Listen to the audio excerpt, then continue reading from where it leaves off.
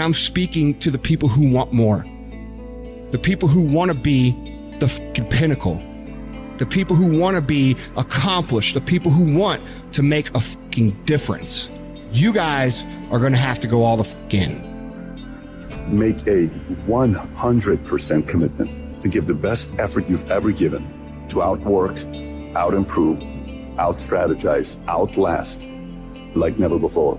One of the best quotes that I've ever read about it is that if you have real true freedom, you're never going to have equality of outcome, because with real true freedom, you have the freedom to not engage. Well, look, if you look at a guy like Jeff Bezos, for instance, that Amazon guy is worth more money than anybody ever, right? That guy works all day. Yeah. I mean, he's a maniac. Oh, yeah. He's acquiring all these different companies, and everything he's doing is designed to succeed. Yeah. I mean, he's just Well, that's what Gates just said, yes. too, in a recent interview. And I know some guys that are, they're in approximately the same universe as those two, and they just work all the time. That's all the time. Yeah. And they don't just work. They work so efficiently and so effectively and make use of every second in ways you can't even imagine unless you're in that sort of position.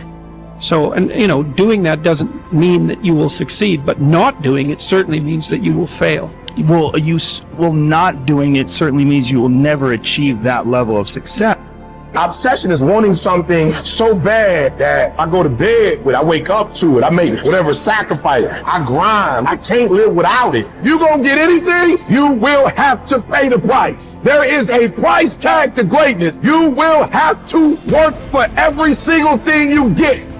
And you gotta work every single day. You gotta wake up every day and work. We do not retreat. We do not give up. We do not surrender. And the reason why most of you are not successful is because every single time stuff not going your way, you give up, you quit, you let go, and people feel weakness. They feel it.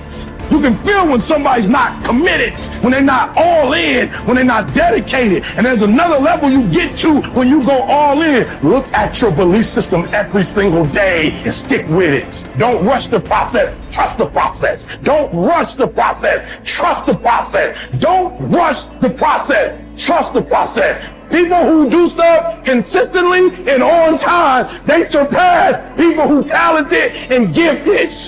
Should never be satisfied with what you got. You should double your business, triple it. If you accomplish something good with hard work, the labor passes quickly, but the good endures. If you do something shameful in pursuit of pleasure, the pleasure passes quickly, but the shame endures.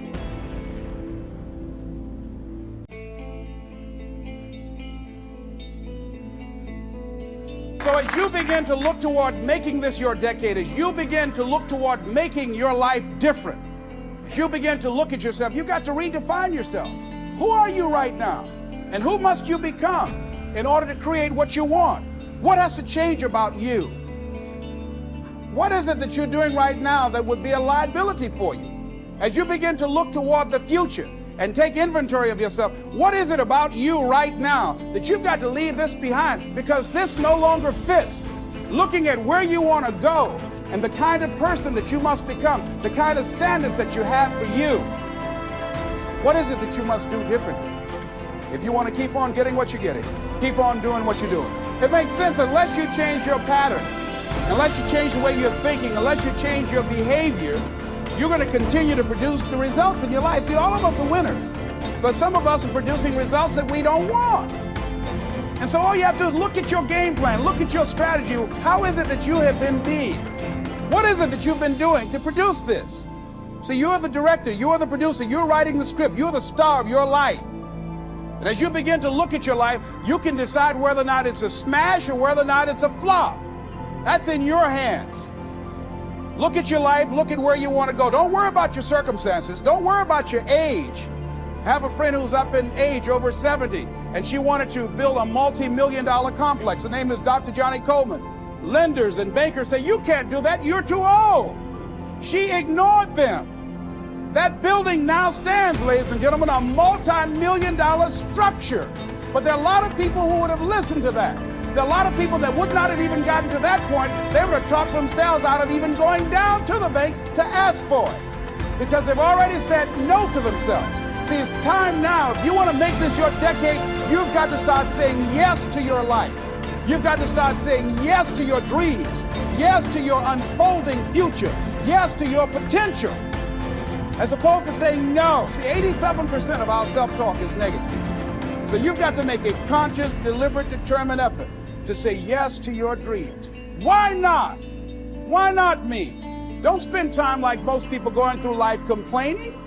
Don't try and get on talk shows and tell everybody how life has done you wrong. Here's what's happening in the audience. 80% don't care, and 50% glad it's you.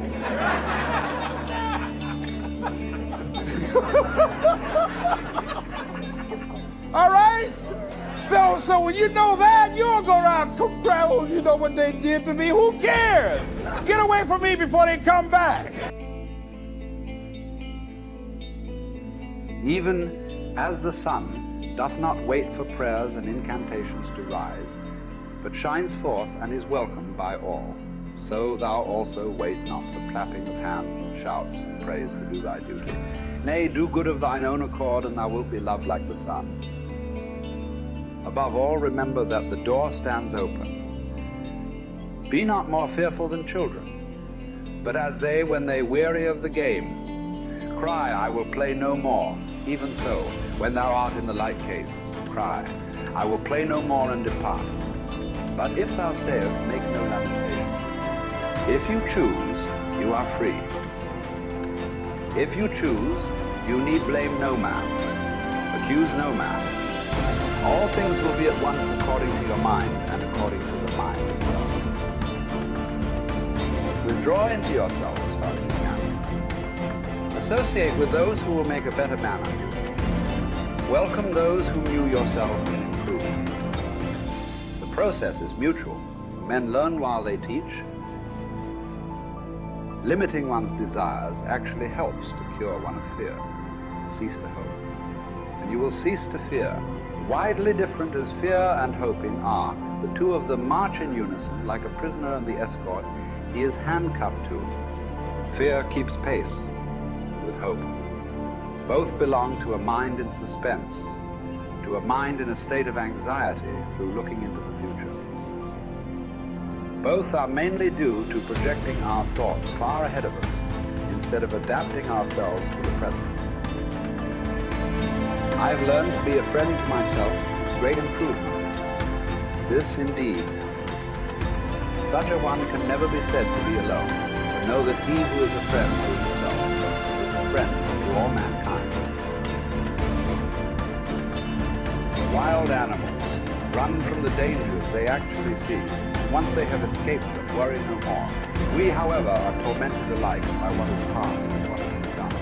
A number of our blessings do us harm. Memory brings back the agony of fear, while foresight brings it on prematurely. No one confines his unhappiness to the present. For the only safe harbor in this life's tossing, troubled sea is to refuse to be bothered about what the future will bring, and to stand ready and confident, squaring the breast to take without skulking or flinching whatever fortune hurls at it. Count your years, and you'll be ashamed to be wanting and working for exactly the same things as you wanted when you were a boy. Of this one thing, make sure against your dying day, that your faults die before you do. Have done with those unsettled pleasures which cost one dear. They do one harm after they're past and gone, not merely when they're in prospect. Even when they're over, pleasures of a depraved nature are apt to carry feelings of dissatisfaction. In the same way as a criminal's anxiety, it doesn't end with the commission of the crime, even if it's undetected at the time. Such pleasures are insubstantial and unreliable. Even if they don't do one any harm, they're fleeting in character. Look around for some enduring good instead. And nothing answers this description except what the spirit discovers for itself within itself.